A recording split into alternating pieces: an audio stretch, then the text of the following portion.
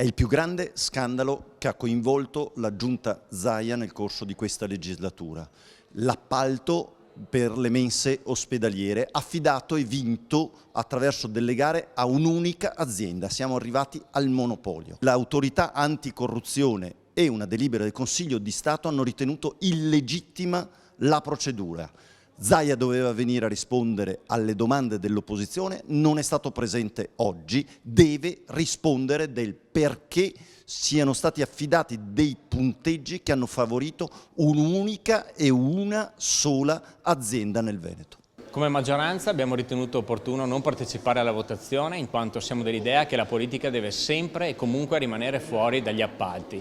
La stazione appaltante in questo caso è l'azienda Zero, c'è un percorso giudiziario in piedi, la magistratura sta facendo il suo percorso e quindi è giusto che la politica non vada a interferire assolutamente su quello che sta facendo la magistratura ma anche sugli atti prodotti dall'azienda Zero.